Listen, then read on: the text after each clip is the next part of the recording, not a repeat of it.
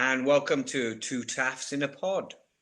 Tonight, we've got a wonderful guest with an award-winning writer, director, once upon a time actor, Paul Andrew Williams, who's done some incredible work, which we can't wait to jump into later on. But first of all, Nick, what have you been doing? What have you been up to? Because you've had pretty interesting dance card lately. Oh yeah, the dance card's been pretty fully marked lately. Last week I had a nice cheeky 4 days in New York for the world premiere of Enola Holmes 3. That was quite fun. I saw Courtesy that. of courtesy of the lovely Philip Barantini and Netflix. No, it was great. It was a mad experience, as you can imagine. Felt like Cinderella. I had to come. I was going to But say, because I sent you a message when I saw your photos that popped up all over social media, like insane. And as I know that guy, you're like, I know that guy. And you look sharp. And like, this is the question I've got. And I said this to you, you looked incredibly sharp. Who chose our outfit? Did you have any input into that? Or was they just visualized it? it was all me. I put it together. I did speak to a couple of stylists, but I just felt like I didn't really need to go down that route. I tell you what it was. So the jacket is not mine. The jacket, I borrowed it off a very, very famous mycologist called Professor David Hawksworth. Mycologist or mycology, I don't know if you know it, it's a study of fungi. And he's probably the most famous world-leading expert in fungus. And they live near me. They're a couple. Pat Wiltshire, his wife, she's incredible. She's Welsh. She's a botanist, and for years the police used her for forensic work. Oh, wow. So she actually helped to catch the Soham girls murderer. Oh, wow. What was his name? What was his name? Ian. He was just, yeah, Ian Huntley.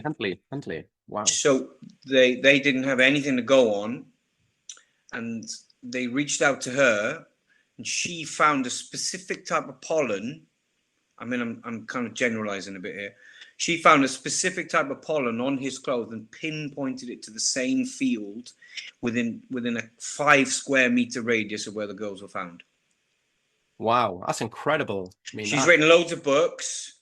Patricia Wiltshire, you must Google her. She's incredible. So anyway, her husband David, I went to his 80th birthday party like the week before the premiere, and he had that jacket on, and I just was like, that is a cool jacket. And now for an 80-year-old, I just said, can I borrow it? So then I built an outfit around that, basically. Mate, there you go. You look sharp. Like, message you, WhatsApp, you looked sharp. I was like, yeah, you were popping. Thanks, and you look like you belonged as well. Do you know what I mean? Not saying that, in a negative way, but like you belonged on that stage with them all, and it was just phenomenal to see. I was like, I know that guy. Very kind. Very kind. Yeah, and then you see your photos of, flying, I want to say first class, Netflix through you first class. I mean, it wasn't first, it was business, but still pretty good, isn't it? Yeah. No, that's amazing. But and we were staying in the plaza, which was quite fun. Oh, wow. I couldn't find Macaulay Culkin though. What have you been up to? Saw Metallica the other week. Hang on, let me move my cat. In Cardiff, mate. That was incredible. Yeah. How was that? It was incredible, mate. It was absolutely incredible. I've been a big fan of them since the S&M album. Yeah. With the use of an orchestra with the songs, it was phenomenal. So to see them live, I had another opportunity 5 or 6 years ago. It was such a quite short notice. I just couldn't do it. But I've been waiting a year for this, and in your home city, which I'm sure you've been there yourself, it's incredible. And 76,000 Metallica fans was just phenomenal. And then Silverstone on Friday. Oh, cool. Who supported Metallica? Oh, now you're asking me. I want to say they're French American. I want to say, but I can't remember. Didn't really go for them.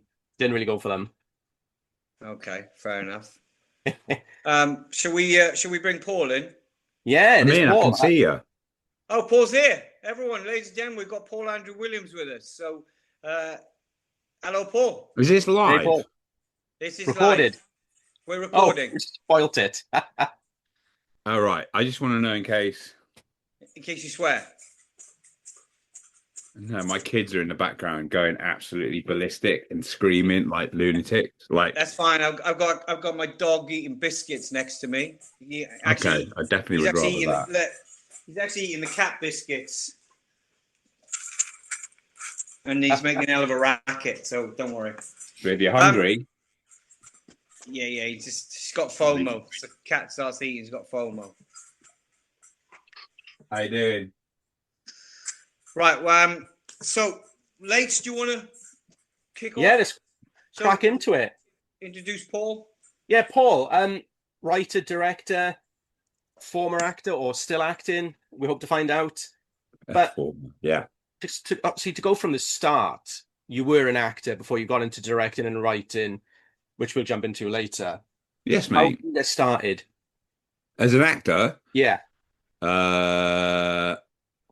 I was about 12 and I went into where I lived in Devon, where I was staying. I just moved.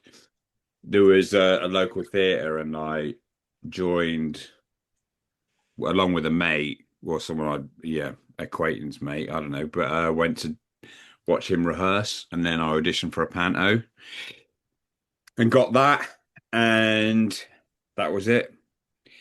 Felt the urge for the adulation I didn't receive anywhere else. but then from the panto, well, actually, I'm going to stop for a second because there's a little question we ask everyone, Paul, before we dive into the nitty gritty of you and your career, amazing career, and interest and all that. There's a little question we ask everyone off the top of the show. What do you do for fun?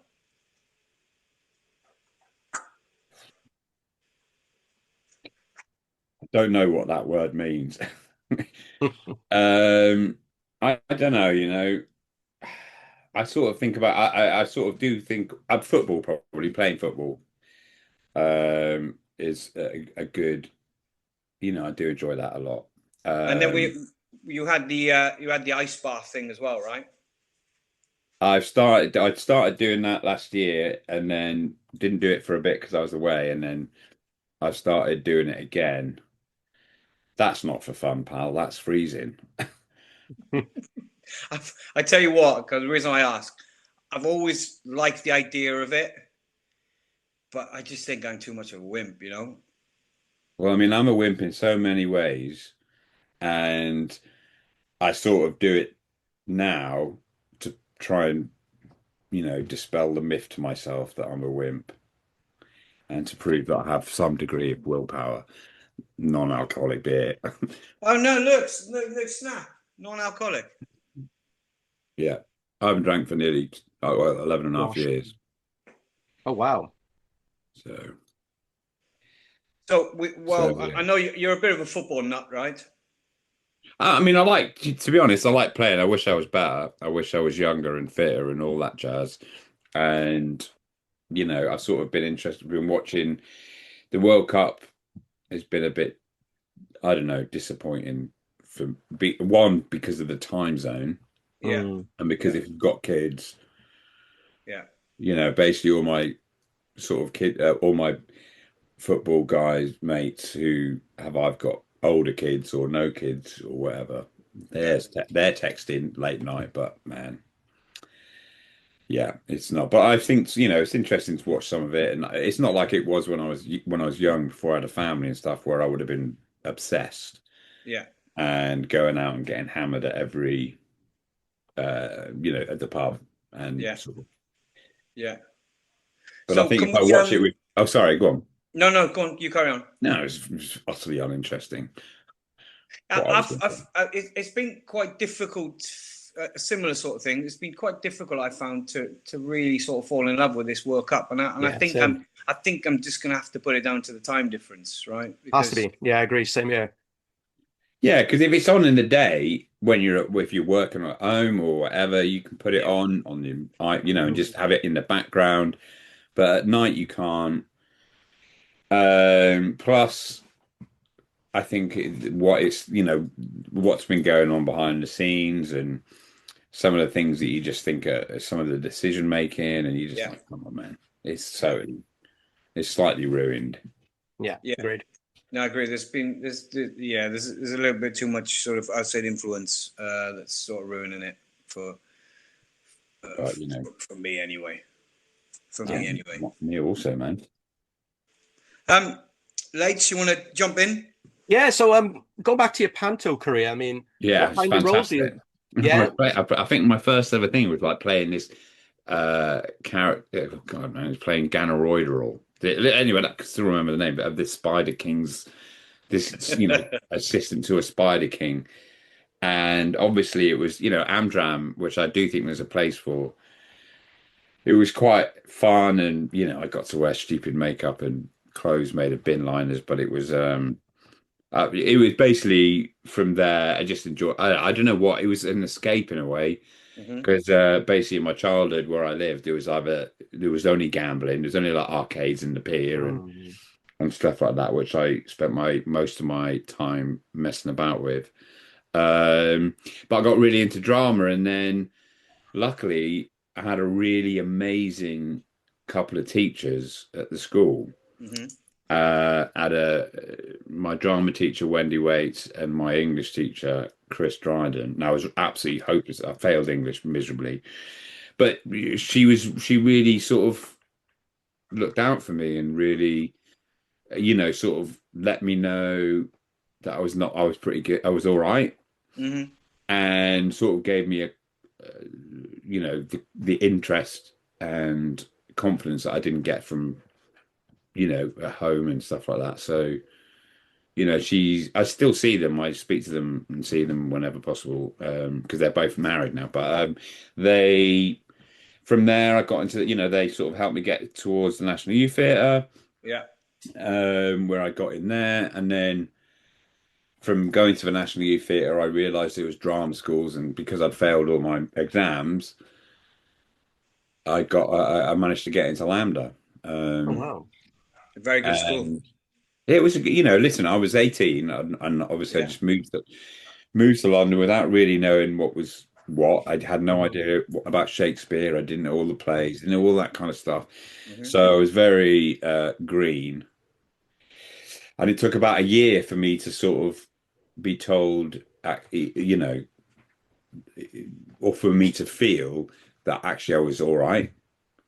I was good, whatever I was doing, whichever. And then the next, and I sort of did well, got an agent, pretty much first one to get an agent in the summer, left early to do a job, and did bits and bobs, and then really thought I was the bee's bollocks, as you do.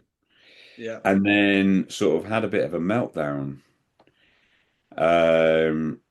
Couldn't get work, fucking on the dole, doing loads of gear.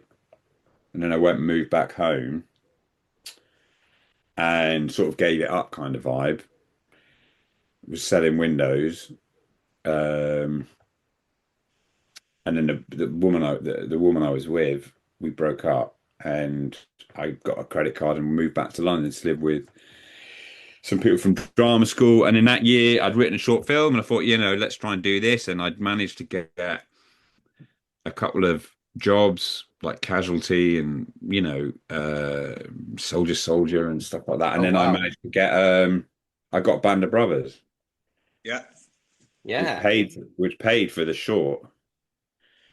And it paid for the short, and it also made me realize that I never ever want to be an actor again. So can I jump? So the short, we're talking about royalty, right? No, it was the short I'd made. We raised about $7,000.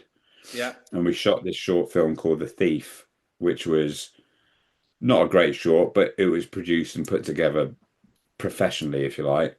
Yeah. It was all right. I've seen worse. And sort of it made me realize I could do it to some degree. And then made another one, and then we made royalty. So was there any experience with being behind the camera before making that short, or was it literally just flying blind? Blind before making the first one. Wow. That's incredible. Yeah. Yeah, but the thing is that I stand by, all it is you just get some, you work out what you want to see, and then you get loads of people to help you put it, do it. I think that was the only thing. And I definitely didn't want to be an actor anymore. I think I'd If you don't mind me So, asking, what put you off being an actor? Band of If you don't mind Brothers, me asking. man. Oh, really? I really hated that job more than anything. Oh, wow.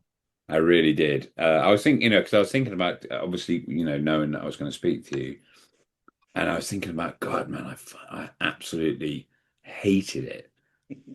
I hated it, and I hated the way that we were treated, and I hate not actually, and I'm not just saying this, but not by unit, right?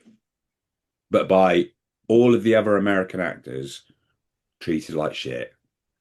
And I'm like, I don't know, and not the director, but and the like the all the sort of sergeants and stuff. I'm like, man, this is not what it's about, dude.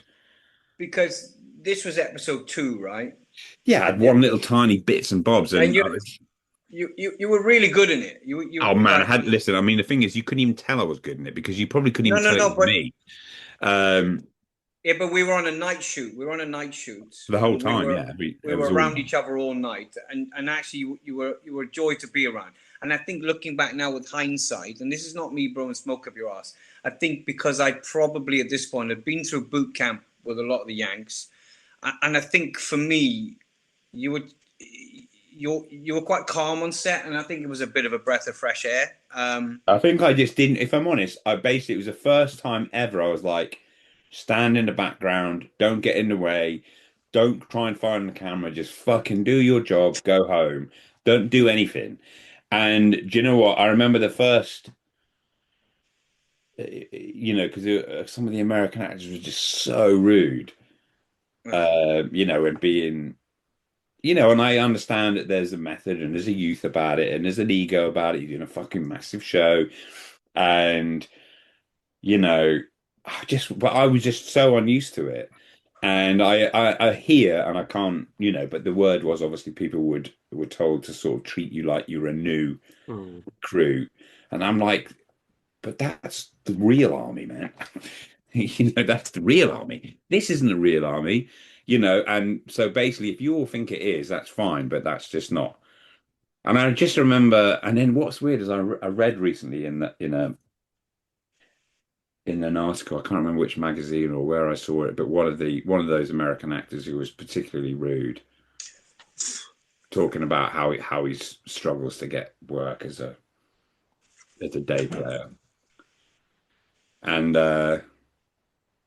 I was like, maybe you should be nice to people, but um, I remember, yeah. So listen, but the thing is it taught me a lot in terms of like what to, it was a real good learning about how to treat people and how, when you're a day player or when you're coming into a job, which is a massive, massive, massive job. And I think it's the duty of the people who are working, have got a decent amount to do in it to make sure the people who come in feel welcome enough to do something. Yeah. So that taught me that made me really think about that. And it also, as I said, it was I still get money for it. I'm sure you guys do. You know, so yeah, there was a lot to be grateful about. Hmm. I was going to So say there's positive experience from that, isn't it? From your own, how you treat your own cast and crew, really. Even though a Yeah, I negative mean, the thing experience. is like, look, it's really difficult being coming in just for for a day, or coming in for a smaller part, and everyone knows each other, and you're really trying to find your feet. Plus, you've got to act. Plus, you've got to, and I think that with anything, with any working environment, you're always going to get a better outcome from people you're working with if they don't feel like oh, I've got to do 25 press ups if I screw this up, Yeah. or if someone's not going to give me his real name, that's fine. But they don't have to grunt at me, like I've got to speak to you, I've got to look at you in this scene. We got to, come on, man. Anyway, however, it was quite interesting to see Dale die and to see how, such a it's a bigger scale thing I'd been on, as I'm sure at the time it was for you guys. Um, and it was an experience, and you taught it down to like teaching you something, and which is what it did. Yeah, and unfortunately, you're probably not the only day player that came in like who had that experience as well, which is it's never nice to hear. That people didn't really have a good experience if they were not part of the original boot camp, etc., etc. Yeah, it's a I bit of mean, the thing is like, look, people people, and as I've directed over the years, you realize that actors all have different processes, right? And the thing is I think a lot of the actors in that show, from what I could see, it was their first sort of like big job, right? Mhm. So in a way, how it's how uh, there is a duty of or responsibility to sort of go, you're going to have a long career in this industry, hopefully. So how you do stuff, it defines you.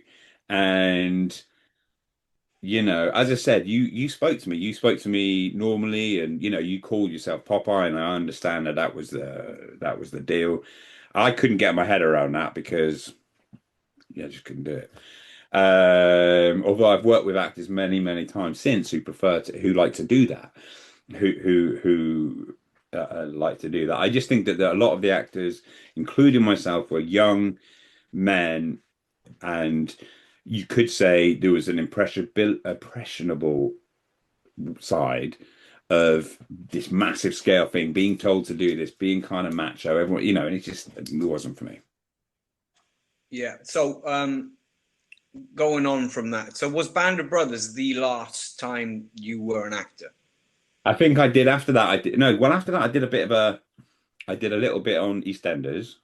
Hmm. Because I was skint as well. I was so broke, and it was like, yes, I did a little bit on EastEnders, like a few episodes, and then nothing. I started directing, and after I'd made London to Brighton, um, I think I'd made a couple of films, and I'd got an agent, an acting agent, just because I said, look, do you want to can you do us a favor, take us on? I'm not really that arse. So if I don't hear from you, I won't be chasing you. I'm like, if something comes in and you're like, yeah, go for it. And I never bothered her. And then there was a casting director called Doreen Jones. Do you Yeah. remember her? Well, I saw her when I was acting, and she'd obviously heard from my agent at the time, was like, oh, I think Paul might. She was like, get him in. And I got in and I did an episode of Wallander. Oh yeah, cool. Yeah, yeah, yeah. And whenever I Yeah. do any acting in anything, whatever, even if I'm in my own thing for 2 minutes, I fucking shit myself. I find it really, really like, Because obviously you were like, we're gonna so let's talk about London to Brighton now. Mm. Before London, I mean, London to Brighton is an incredible film, right? So Yeah. I guess that's what sort of launched yeah, you as a director, right? It announced you. it now. Because it went on to be incredibly well received, and still to this day, whenever I mention you or London to Brighton comes up, without doubt. Yeah. Um, Now, royalty. So, was royalty? Was it? So, when you made royalty the short before London to Brighton, which they're quite similar. No, they're same characters and everything. I had basically when I made Royalty, it was like a showcase Yes. of directing and writing or whatever. But that's as much as it was going to be, Hmm. right? And it wasn't, anyways. But I liked the characters. I liked working with Johnny, and I liked working with Lorraine, um, and then basically, tell me to shut up if this gets really dull. But No. I tried for ages to get a film called The Cottage made, right? Hmm. And we'd gone to various places, and the film council had put money in, and so and so. There was lots of people interested in doing it, but it kept getting knocked back, kept getting knocked back. And I was during this time, I was having my own sort of personal anxiety problems that were, really massive, and I was just getting so sick of it because I went over to America with a little film scheme with Fox. And so I lived there for a little bit. And I really, again, you go over so green thinking everything's going to be amazing. And you realize it isn't. And that's not because I deserved, but basically I just wasn't anyone. And, I totally understand. And I got offered a film, which was called Wild Things 3, right? Now, there was a film. The first original Wild Things, was with Nev Campbell and Matt Dillon. Yeah, Matt yeah, and it's actually a really good noiry, fucking mad Very film, good. right? Great Yeah, film. remember that film? So I was offered this third one. I didn't know there was a second one, and so I was like, okay. So I thought I'd do it, and it was great. And it was with Sony. I was getting a bit of money, and I was living in LA, and I was suddenly like, man, this is really shit.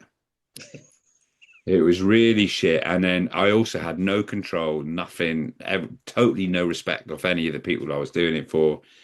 And then I sort of had a bit of a breakdown. I was like, I can't do it. So I pulled out Wow. and went home, and I still couldn't get the cottage made. And I was like, that's it. So I met Lorraine. I basically wrote this script and thought I wrote London to Brighton. I wrote it from Friday to Monday in just a burst of like, fuck this. And I went round and I saw Lorraine and Johnny, and we met up, and I said, I want to do this. And then basically I had a business angel who had sort of helped me out with shorts and stuff and put some money into the royalty. And he was an ex-stock insurance broker at Lloyd's. And he was a mate's dad. And I met him before he seen a show. I said, listen, man, I've got this great idea. I'm going to make a film. I'm going to make it for 60 grand. And make this film for £60,000. Be at the cinema, everything's going to fucking, make everyone loads of money. And if you give me this, if you can get me the 60 grand from you and your mates who are rich and so on, then we do it 50-50. I'll make the film. And he said, yeah, okay. And then he gave me, I needed rent. So he paid my rent for me that month and found a producer. And then he found 60 grand. And then we were shooting 3 or 4 months later. Wow. Mm.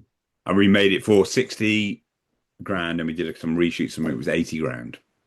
Wow. Which So, at the time was still so low. I mean, it's so ridiculously low. But yeah, but at the time, that's for a first feature, that's actually there's people making first features for less than that now. No, I know, and it was one of the it was one of the first films, like a real micro budget Yeah. thing, because we couldn't pay anyone at all. Everything cost the same, nothing. So there was no arguments about locations or kit or anything, because when they'd say, well, what's the price difference? I'm like, well, it doesn't matter because we haven't got anything anyway. And we worked the most ridiculous amount of hours. Everyone was really, it was the first thing for everyone, pretty much.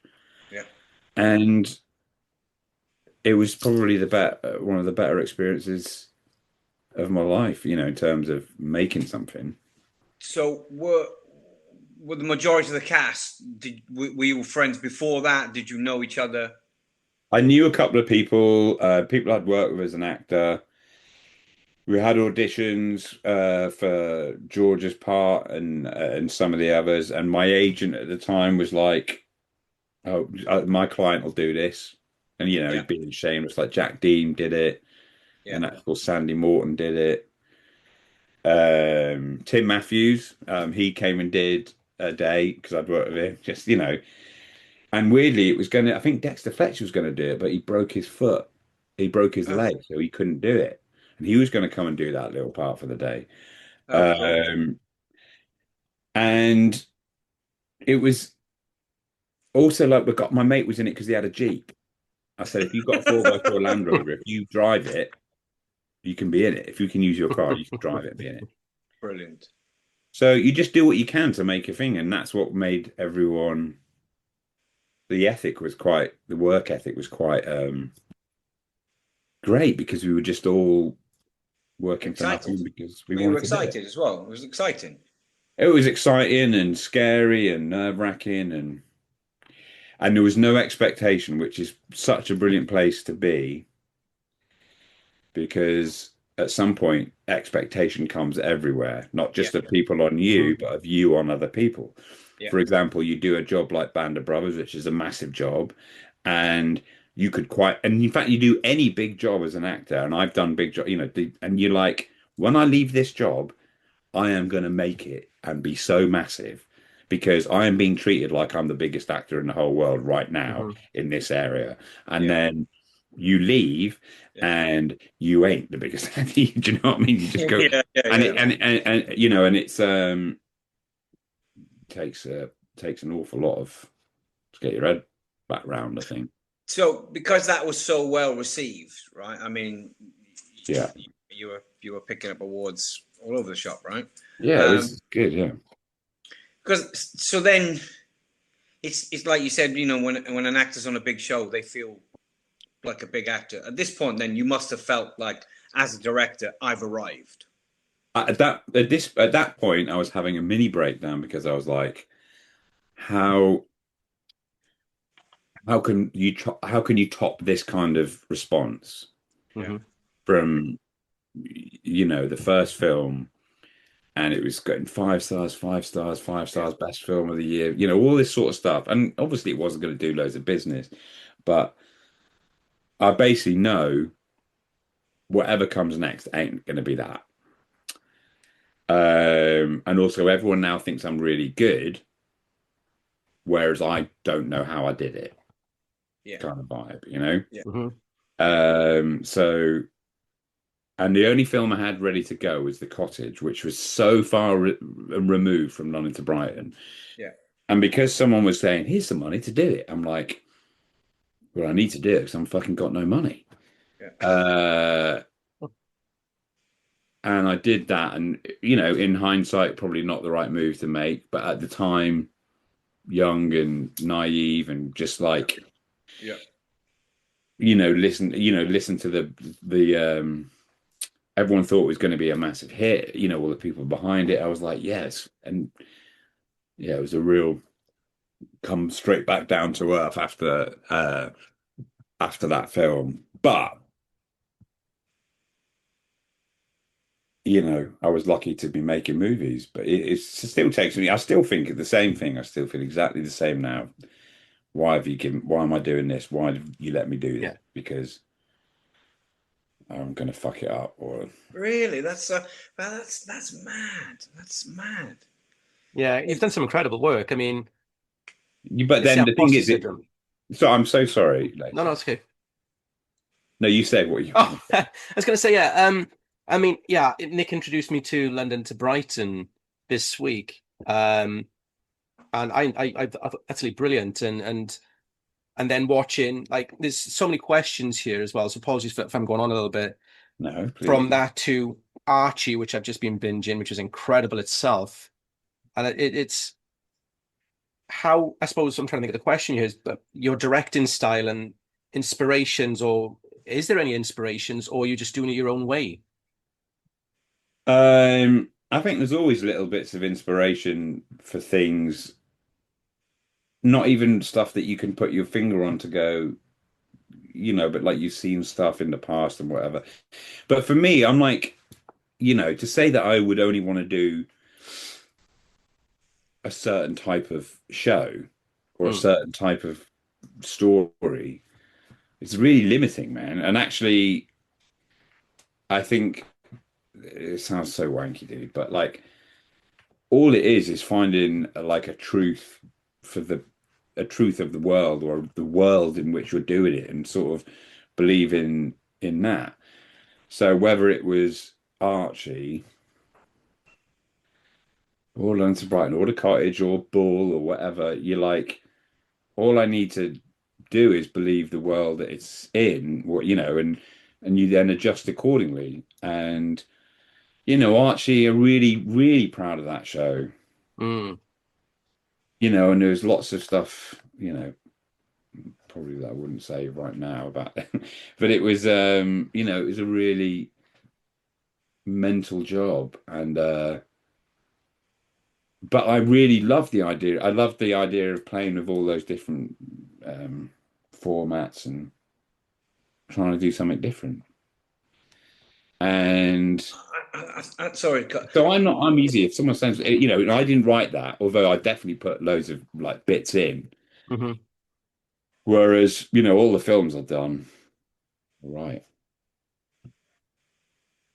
But I mean, what you just said, sorry, is such a good note. If you can find the truth in that particular story, then you can make it about anything. It's such a fucking good note. It's such a good note.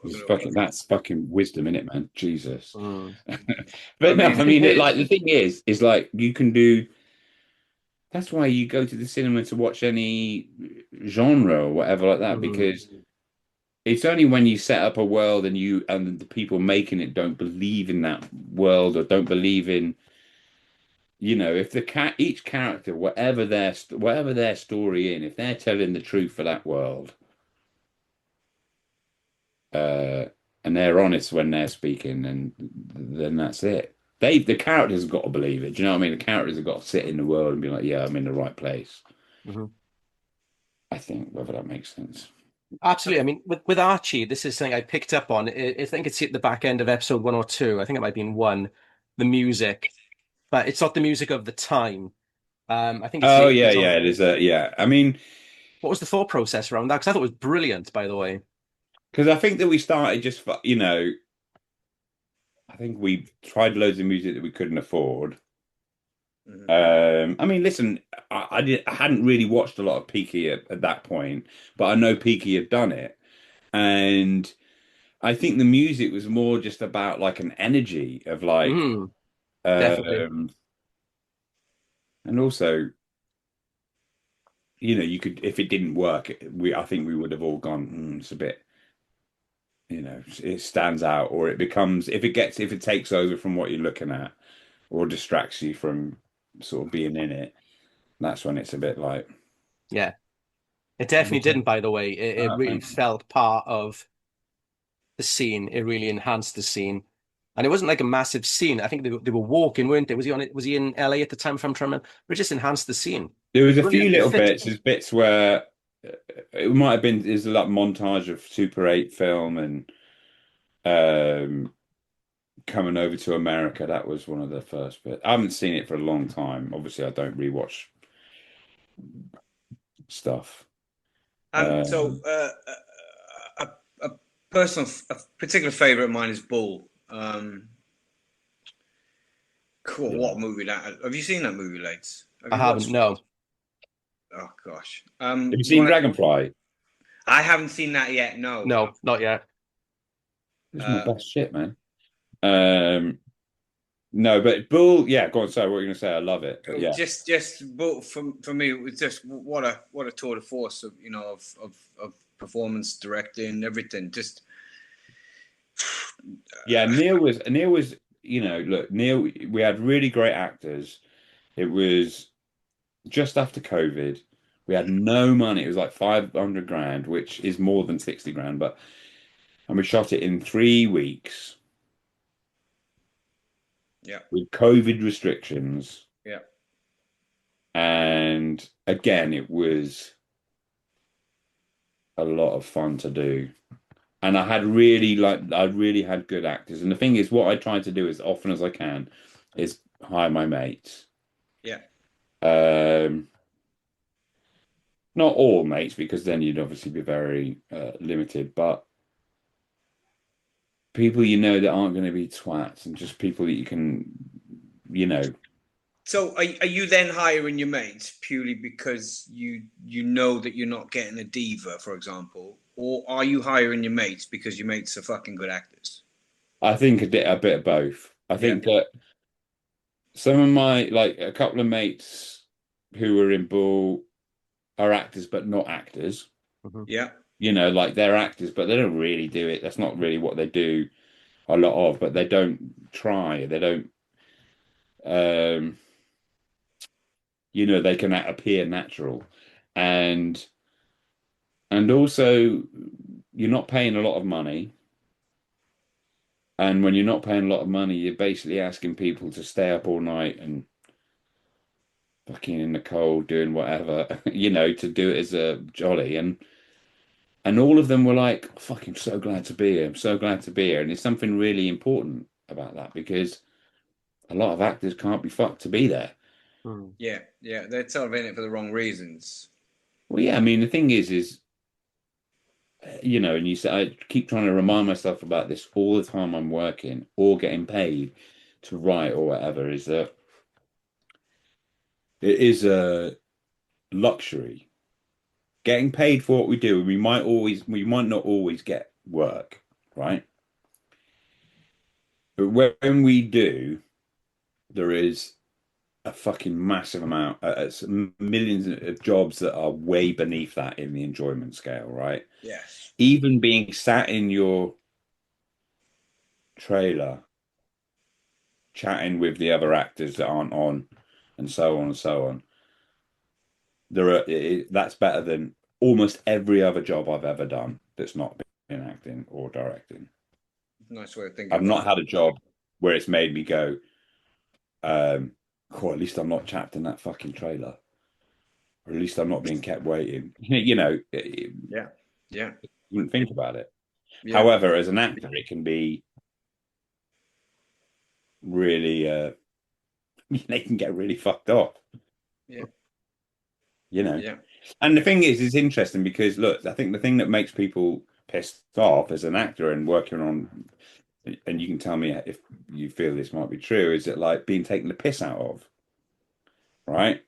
So when you're being called when you're being taken the piss out of by a production, Mhm. in terms of keeping you waiting or bringing you just on the off chance, or basically just not necessarily having your job as an actor, as in trying to put a performance on, at heart, then that's where I think it can be actors, and rightly so, and me and everyone, where you think, hang on, someone's taking the piss here because someone's getting paid money and I ain't. Some fucking dude at the top of the chain, actor wise, is getting fucking loads, and or she's been the most difficult. Yeah, that's when I can totally appreciate getting fucked off. Anyway, I don't know why I've got onto that subject. Bull, fucking loved it. That's right. But you hire mates because they're a bit more like, oh, I'll deal with it, whatever. Yeah, I think yeah, it's you've obviously consistently done that, and I guess that's the rub. It's always worked out for you. Um, I get told off for doing it. Like the producer I work with in the cast, and they're like, you can hire other people, Paul. And I'm like, yeah, I know, I do, but you think someone's right, and you're like, well, why do I need to audition 10 people? And he's right. Yeah. yeah, He's good. absolutely. Yeah, yeah. How do you guys feel about like auditioning now? And Um, I like auditioning. You but know. even in this current climate, Yeah, I don't mind it because I just see it as an opportunity to just do a mini performance, and whether that performance goes anywhere or gets seen by anything, I don't give a shit. It's just for me, it's just an opportunity for me to just give something a crack, you know. And whether you get a job sometimes can be is no reflection on whether you're. mate, it's not a reflection on it ever. It's too Unless tall, someone's too really short, thick, it's not a reflection. too fat, too thin. It could be anything, right? Um, if someone didn't think you were a good actor, then you wouldn't be asked to tape for it in the first place. No, I know. I mean, I can tell you, like, it's so weird being a director after have been an actor, and you're like, I always treat auditions really seriously and make sure actors get real comfortable, get loads of Mm. goes, and I really understand what it's like, and I sort of clock myself about how to act because I know when I was an actor, I would be fucking focusing on every nuance to see if that was some kind of indicator of a yay or a nay. But then as a director, you realize that there is no indicator. You can be whatever you say to someone, or however you shake their hands, or however you say, well, I'll see you soon, man, or good luck. It's never like that. It's always very rarely do you see someone and go, they are it. Mm. And very rarely do you see someone and go, whoa, that person is so shit, they can never come back again. You see people and go, they're not right for this, but they're right for that. We should give them Mm. that part. Yeah. And you go, fuck, man, they're so good. I wish I could give it to fucking five people. It really is so never about anyone's ability because Yeah. auditions are the most fake bullshit environments to show your acting ability there is. Yeah. You go into a room, you with a load of people who fucking read 16 times that day, and you've got to perform this thing which is completely out of fucking situ. Yeah. And within that, like 2 pages, got to make me or whoever it is think that you're the fucking one for this. Mm. Fucking bullshit. So what's the answer then? To be honest, I personally, I don't really like reading. I don't like people reading. I much prefer it meeting someone and chatting about it and gauging because realistically, like you said, right, unless you're completely wrong, most people who get to come to an audition or do a tape have done enough in their career to warrant being in that position, right?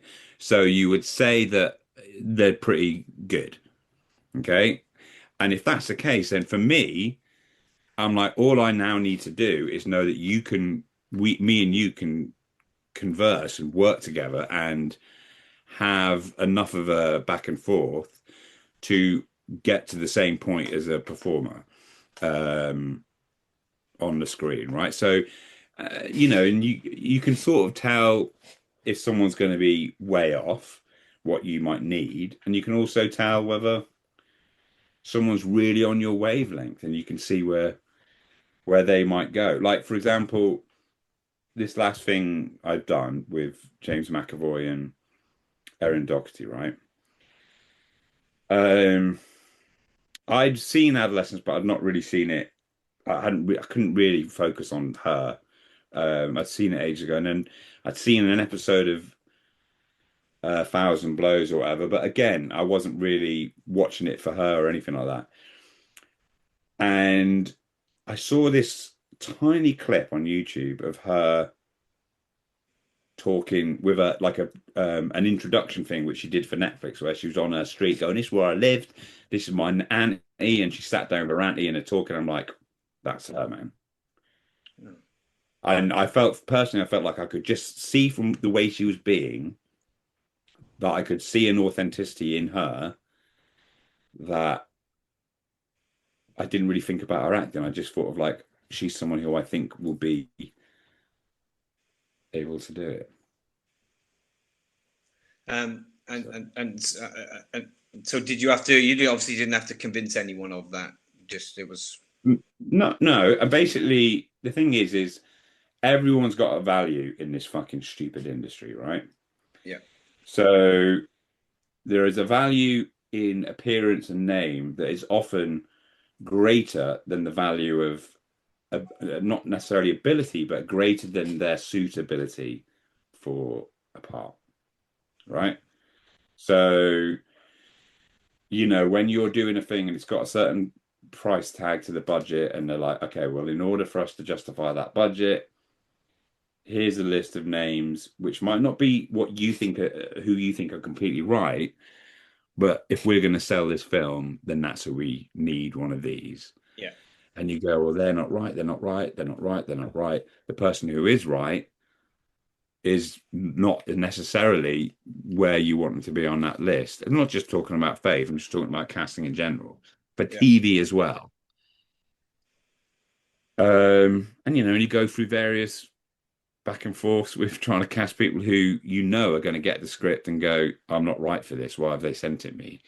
But you are doing it, having an exercise with Hmm. sales agents or whoever, because they need to fucking watch their money. Yeah. Mhm. It's all just such, that's why making London to Brighton or doing your own show or doing your own fucking short films and it's so great because you've not got to buy into any of that stuff. You cast who you want to cast, you cast who you think is Mhm. right. Now, I'm very fortunate that in the majority, there's nothing really in my stuff I've done before that I'm like, I really fucking wish we didn't cast that person. I've been touch wood, very lucky that everyone who's done something with me has worked really well. You know, even You've if it's answered like, loads of my questions in that last 5-10 minutes. oh, sorry, dude, I was just tell me to shut up, man. You're gonna have to No, cut no, this it's great. out. No, it's great because it's just I didn't need to say anything. You just you've said it. Yeah, no, you just that was gonna be one of my things was if you ever had the right person but they're the wrong person attitude wise, but you've answered that question. I would never. I would rather someone who I had to work harder with because they weren't as an established or as I say gifted, but I don't, or a good actor, if you like, because I think that's a really sort of grey area of like what's good and whatever. Hmm. But if Yeah. there was a good, I've worked with actors who I won't name, who I think are actually exceptionally good, but I would just not want to do it again because it's just Yeah. not worth it. Yeah. Because life's too short. So let's have a little cheeky question, a little fun question here then. So what is your top three films, Paul? It would differ. Uh, I would say Nil by Mouth. Yes. I haven't seen that. Um, Make a note of that. Nil by. I mean, these are just like there could be a million films. Nil by Mouth. I would say Aliens. Oh, oh, aliens or Mm-hmm. alien? Aliens. Alien or Aliens? Which one? Yeah. Second one. Aliens. Yeah, I agree. Okay. That's the best. Yeah, I agree. That's my favorite And aliens. as what I think is Fincher's Girl with the Dragon Tattoo and Seven. Ah, I mean, so many like a lot of Fincher, a lot of Cameron. so a lot of Fincher. Yes. Yeah, he's just amazing. Yeah. Like, what That's a did I good. see the other day that That's a was good. envious? I'll tell you what, I'm watching a couple of things at the minute. I'm fucking like envious as can be. What are they? Cape Fear, the series, Mm-hmm. and Star City, Oh, I don't know that. No, I don't know. Either. Don Apple with Anna Maxwell Martin and Reese I'll write Ifans. it down now. Write it down now. And it is I've seen it, but I've not watched it yet. I know you're on about. it's I've just seen really, it advertised. Yeah. I mean, I don't really like watching people who are doing well. Uh, like Barantini, I don't like that shit, man. He's doing well. He's doing very well. I know, and I But the end I of, hate him. but so are you, Dexter. There's some fucking really good directors that have come They've through. got more fucking. I don't get that. They get that. But good luck No, to but them. yeah, but people that know, you know. Mate, I think both of them are actually who I have met many times and know. I think they're both very cool people. They're just the greatest, and just you know, I like it when success happens to people that are nice and Mm. deserve it. You know what Yeah, I I mean? prefer it happening to me more than them. Hmm. Basically, when you see mates who are doing really well, you know, like for example, my wife won a BAFTA before me, and I was so proud of her. I was also I'd be a liar if I didn't say, "Fuck, Pissed man, off. I've got to step this shit up." Got to step it up. Have you ever told her that? Yeah, Yeah. yeah, because I'm being honest, man. Me wanting one Mm. doesn't take away from me being Mm. pleased for her. Yeah. Yeah. Yeah. You Yeah. know, I didn't want her. I don't want her to fail from it. When I found out she was nominated, I was like, fucking jump. I was more excited than she was. Amazing. You know, So we got those three. sorry, mate. Oh, Yeah, I've got one, Nick. Go on. yeah.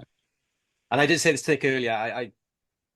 Actor or actresses, dead or alive, who would you love to work with that you've not? That I've not worked with. Dead or alive. They can be dead or alive. Thing is, do you know what's really honest? Can I say something that's really honest? If someone's really big and done loads of stuff, I still get intimidated massively. I still worry that they're going, what the fuck is this shit going to? So I still panic that that's the case. Even though I fucking actors I've worked with have won loads of what, I still think they're looking at me going, you are shit, Paul. What are you talking about? That's my own paranoia. That's But amazing. actors who I really would like to work with. You know what? I do like. That's such a good question. I'd like to work with someone. I really like Ricky Tomlinson, Oh, and actually, I tell you what, and Carolina Hearn. Yeah. I fucking think yeah. she's a genius. Um, American wise, I think Michael Keaton is. Oh, that's an excellent choice. Yeah. Yeah. Great fucking He choice. is. Him and Michael Douglas as well. Both, you know, really amazing actors. Vera Farmiga, I remember watching her go, man, she's so good. I like working with actors, man. Yeah. That's why you want to be a director. That's why you want to, Mm, you want to be in something. You want to be part of creating something. yeah. And when all's said and done, and you're putting your marks down, and you've got to fucking hit the beat, and you've got to remember your line and look where the camera. The bottom line is, it's just about the joy of coming up with stuff and feeling like, yeah, man, I've created that. Yeah. And your words or my words, and you'll say something, and we'll trigger off each other, and we'll come together, and we'll do something, and then we'll feel good about it. And we won't feel good about it because we fucking done acting. I fucking acted the shit out of that, Mm, which is you can spot a mile off. Yeah. I can, or Yeah. I feel I can. But when you come up with something, you're like, guys, I really felt good about that we didn't fucking take the piss and we got something nice. Like in Dragonfly, like Neil, love him, he's fucking amazing actor. Dragonfly, Brenda and Andrea, just fucking out of this world, completely different actors, Yeah. just amazing. James McAvoy in this film I've just done. What a fucking joy and what an amazingly calm and giving and patient actor he is. And it was really good to work with him. And then Erin, who I fucking am absolutely in awe of in Oh, her ability mm, and her normalness and just and so I've met some people and I've worked with some people that I'm very, very fortunate to have yeah. worked and with and to have an understanding of. Yeah. you're saying about moments in that are not scripted. So where do you tend to sit on rehearsals for? I So don't. you don't do it? Yeah. Yeah. I mean, the thing is, you rehearse something that needs rehearsing, Yeah. something that's like technical and Yeah. so and so. It depends if I've written it, right? If I've written it, then I definitely don't want to rehearse it. Yeah. And I definitely don't, first of all, I don't want you to feel tied to what I've said. I don't, I tend to block it with them. I don't really shop storyboard because I want to see what, as an actor, you are going to do In a or what moment. you Yeah. think is right. And there's no point in me thinking, oh, we're going to put you this here and the camera's going to come here and follow you. Sometimes you have to do that. But other than that, you're like, Yeah. let's have a go. And a Because lot of the time you work with actors who don't want to give it really until you go in. But also, I don't like doing loads of takes. So you can, like you work with someone and they do a couple of takes and you're like, all right. Because I say to people like actors I work with, I'm like, if I believe you, you just got to make me believe you. And if I believe you, then you can do it a million ways and I believe all of them. So I just need to believe you, and then you'll get me, and then don't just need to move on. Yeah, so that was going to be my next question, but you already answered it about ad-libbing and being tied to the script, etc., Oh, no, I'm not etc. tied to my script ever. Yeah, great. I mean, there might be lines and stuff, but do you know what? I tell you who is tied to script, and that's a lot of the time you find that writers of TV, when they're not on set, get very, very protective about their dialogue, about their script. When my feeling is that when you write something, you get to set and actually it all changes because you're opening it up. It's going from 2D to 3D, and you know you've got everyone involved, and it's going to change. And unless you're free enough to go, okay, well, that doesn't work, we need to do that, then that's a problem. So that's why I like, in terms of writing myself, it's easy for me to go, yeah, fucking get rid of that and try that and do that. Whereas a lot of the time, if you've got a writer who's established or whoever, that they're like, if this is how I wrote it, I'm like, well, come fucking do it then, because I can't go in your head. And you can see how it's going to work with these 5 people that you have written for. Go for it. Yeah, that'll get me no work now from other writers. Before we wrap up, because I know we've had you on quite a long time. No, mate, listen. I'll talk for fucking till tomorrow about it. I have got a question. Obviously, you've directed. We've spoken a lot about that, but writing. What inspires you to write? Where do the stories come from? Just my head. Obviously. But yeah, it can be anything. It can be a bit of music. It can be where my mind takes me, just walking down a road. And I don't write treatments. I don't like writing treatments at all. Or I look at it as like improvising while writing. So I'm writing something at the minute, and I don't really have little bits and bobs throughout, but I'm fucking making it up as I go along. And just like, in a way, sometimes that might work really well. And because hopefully it has an element of like something leading to the other without it being too contrived, the too much contrivance, because when we speak and our lives are all follow on from the last bit. So I try not to write to lead up to something. So do you write? So I've done this myself. I don't know whether it's a norm. I've never heard of anyone that does it. I've never asked anyone, to be honest. But I sort of act out the characters in the scene into my fucking phone. I've seen you do that, by the way, on the bus. Yeah, kind of fascinating. What a loser! Oh, You're doing the bus to memory, yeah. Because when I try to write something, when I read it back, it just sounds like it's just written and it's not real. So yeah. So I'll try and play the characters in the scene with the pauses, and then when I go back to jot it all down, I'll jot down how important that pause was, maybe. So, but you can't write that. So being a former actor, yes, I know you fucking. I always do it in my head. I'm always like saying how the lines are in my head. Yes, that's what I'm trying to get at. But then I always go, I don't read stuff back, right? So start writing, get to the end. I don't go back and like go over the lines here unless I'm looking at like a plot thing that I need to check. I did this because I like the idea of it just being free to where it goes, and then hopefully it's not shit. And I think, of course, you're an actor, you know how to say stuff.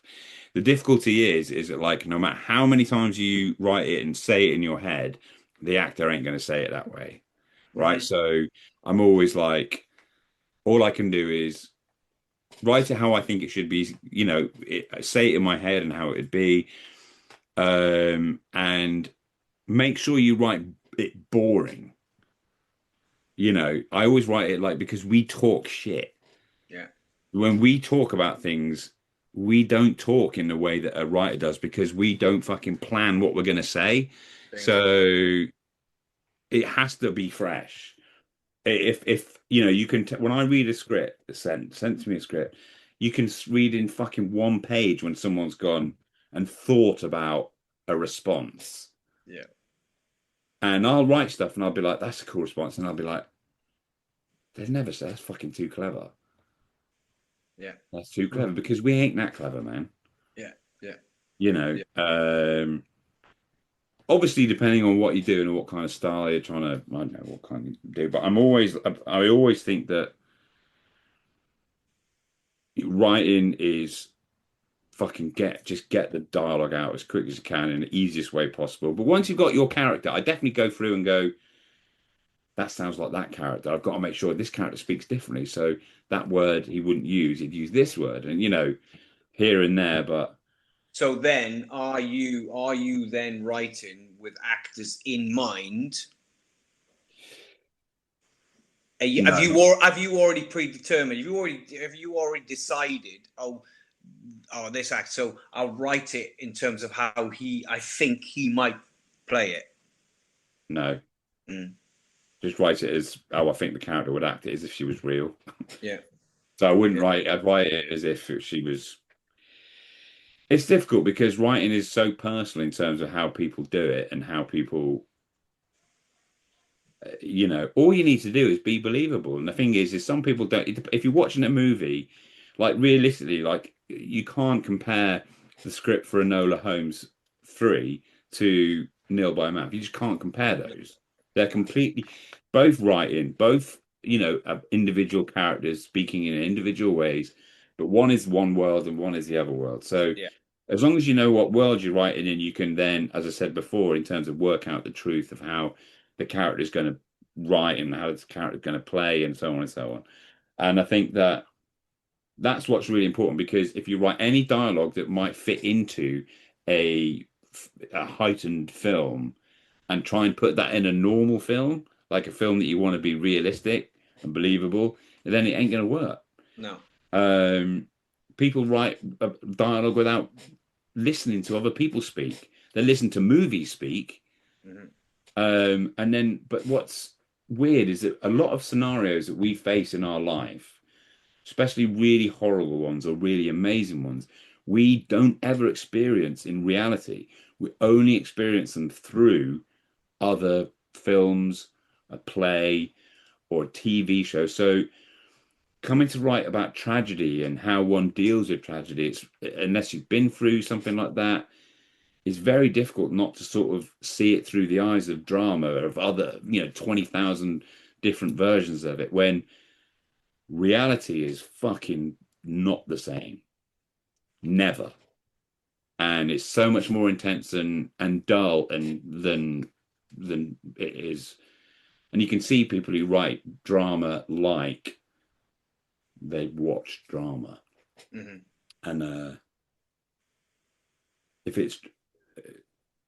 I always find that, like, if you're working on something and it's really, I always say to people that when they're acting a scene which is a tough scene or a dramatic scene, you don't have to do anything, because the drama's in what's going on. You don't have to fucking add drama to how you're being. The drama's in the room, man. That's oh man, my ADHD dude fucking can't shut me up. I love it. I don't really. Leighton, you want anything to any? No, that was it. That was amazing. No, that was incredible. Yeah, that was. I think I'd be. It's probably all fucking nonsense. Well, no, but I mean, it's nonsense to you. But fascinating for me. I'll be honest with you. It's fascinating, Paul. It's fascinating, man. I think you're an absolutely incredible director and writer, and I particularly like the fact you don't overwrite.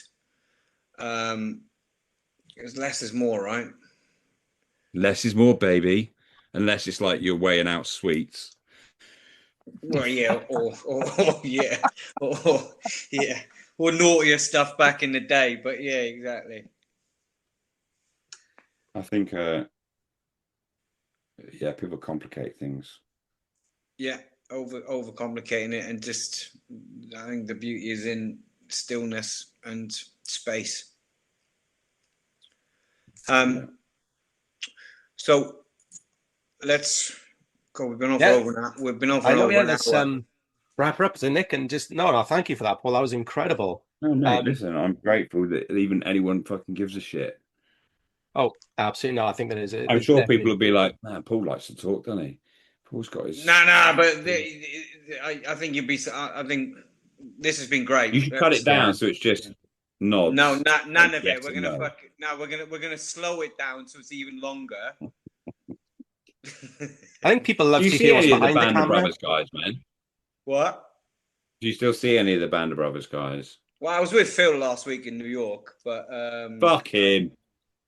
yeah, exactly. Fuck him. Doing too well. No, I don't. I occasionally sort of. Me and Dexter have a little message. I see Phil a lot. Who else? Yeah, not a lot of them. No, not. You know, it's kind of. We'll have a little message now and then. But I tell you, I've been. it is such a weird thing, isn't it? How you can be such an intense period. I'll make sure I learn everyone's name on a job, but then 2 weeks after, I fucking won't remember any of them. Yeah. But I make sure I know everyone while I'm there, and you know, it's such an intense period. Yeah. And a Yeah. bubble, man. I mean, I've been chatting. I've been chatting a lot to Jason Watkins lately. yeah, he's so lovely, man. I've worked with him twice now. I fucking love him. Because he's gonna be in my short film. Oh, great. Are you directing it and written it? I'm directing it, written it. Yeah. When are you doing it? Hopefully this year. I'm in my head. I've got October time, but How much money do you need for it? Maybe we should. I think I need 10 around there. I'll send you the script. Let me pick send you a the script. fucking date. This is the thing, right? This is my advice to you, which you can burn or whatever. Pick a date Yeah. at the end of the year or whenever you're going to do it. Yeah. And whatever happens, however much money you've got, that's the date you're doing it. And it's simple as that. Because if you don't, I'm making a film. I'm not saying you personally, but all I know is that when we did London to Brighton, when we did Royalty, when we did other films features that I've done, we're making it then. And I don't care if we got fucking 100 grand or 1,000 grand or whatever. We are doing it. And then the train's going, and it's fucking serious. Seriously, pick a date, man. Pick a date. That's great advice, because I'll be honest, because there was kind of a weird little element of imposter syndrome because I've never done this. Everyone's never done it once, man. Yeah, but when I sent Jace my script, he phoned me and he loved it, and he said he'd love to do it. So we're still chatting right now. He's in Ireland shooting. Dude, I honestly think it's great you've written it. Just don't fuck about, man. Don't put it off in any way, shape, or form. Fucking, you're making it on all, you know, in October the 27th, and that's the day you're doing it. I've got Jason Watkins, and now I know I'm doing it on the 27th. I'm going to get everything else ready, and that way you've booked it all, man. And the train's left the station. You got to fucking do it. That's great advice. Yeah, but I think it's also kind of a slight bit of my own kind of ADHD, or just being. I sort of slightly find obstacles, Yeah, I know you do. That's what we all do. Not just you, man. Everyone, and that's why. If you say you're doing it, if it is happening, book some equipment that you can't get out of. Yeah. Right, because the thing is the amount of people I've met in my life. Let's in this industry who are like, I'm going to do a film, man. Oh, that's great. It's going to do this, this, and this. I'm like, mate, you can tell straight away from people who aren't going to do it. Yeah. Because there are people who are like, it needs to have this, I need to have this and this and this. I'm like, no, you don't, man. You're trying to make something perfect when it doesn't exist. 80%. Get fucking 5 people and 2 actors and you'll fucking do it and you'll have something. And then once you've had something, the next one will be easier, and so on and so on. Don't fuck up that. My advice is don't fuck about. Don't wait for 10. Don't get 7 and go, I need 10. Just do it for whatever you've got. Yeah, no, thank you, Paul. I'm not doing anything, dude. I'm going to go and watch a little bit of footy, maybe. Who's playing? Spain and Belgium. Oh shit! Oh, What that'd time's? be a great one. Oh, that 9 o'clock kickoff. I don't know. I'll have a look now. I'm I reckon fucking so Belgium. tired, man. It's so hot. I reckon Belgium are going to do It's that. on now. It's on now. You know now. Yeah. Right. Well, let's Yeah, sign they'll off. be kicking into second half soon. Yeah. Paul, it's been an absolute pleasure having you to chat with really us. has. Very kind of you. Really, Very kind of you guys. Thank you very much. thank you so much for coming on, and we can't wait to put this one listen. for people to listen to. You, like I said, I think you're an innovator as a director, and I just like your I like your brutal honesty, and I think there's not a lot of people in the industry that are ballsy enough to have honesty. Yeah, that's why I fucking skint, man. Exactly. So yeah, I just want to say thanks for coming on. Thanks, man. I'm really grateful. I'm grateful to be asked, because there are periods in your life when you want to be asked and no one does. So thank you. Oh, it's a pleasure. Thank you. It's been a All pleasure. right, guys. Listen, have a really great weekend. Listen, Okay? Paul, lots of love. I'll send you that. Send me the script, man. Email me the script. No, I'm actually going to, because I'm quite proud of it. So I'm going to. Yeah, good. We should be. All right. Take care. Have a good weekend. Yeah. Listen, take care. Lots of love, Paul. Bye bye. Bye, mate. Thanks, Paul. Cheers. No, it was incredible, Nick. No, thank you for arranging that with Paul. That was fascinating. Really insight into a director, an independent director who's also done, would you say, commercial? Yeah, but he's so good. Being around him, I've been on set with him on the John Charles de Menezes thing. His attention to detail, the freedom you get, I just think he's a director that actors should want to work with. Yeah. Do you think that comes from his acting background as well? Being an actor, I don't know the answer to that, but I think he's a director that actors should be like, fuck, I would love to work with Paul Andrew Williams. Well, his resume's built up for me, because you're going to fucking do some acting. Yeah. Right? You're not going to do posturing. Say again, what do you mean by posturing? Well, you're not just going to phone the performance in, because like you said, he needs to believe you. Yeah. And that's not by doing more acting. Yeah. It's sometimes by doing the opposite. But just like you said, finding the truth. Yeah. Finding the truth in the moment, finding the truth in the script, finding the truth in the character. Whatever that truth is. Yeah. It sounds like it gives the actors a lot of freedom as well. Which I suppose as an actor, that's what he wants. Exactly. But he also knows what he wants, right? Yeah. No, it's incredible. I think we've got some really cool guests coming up. Rick Page, our next one, who's DOP on Brooklyn Nine-Nine, and the Office sort of spin-off, the American Office spin-off, which is huge. Yeah. So that'd be really interesting. We got Rick coming next, right? Yeah, we got Rick Page. My gosh, we've got I don't know if you want to say it, Marco. We got Marcio. Yeah, Marcio. Sorry. Yeah, we got Marcio's an interesting one. Marcio is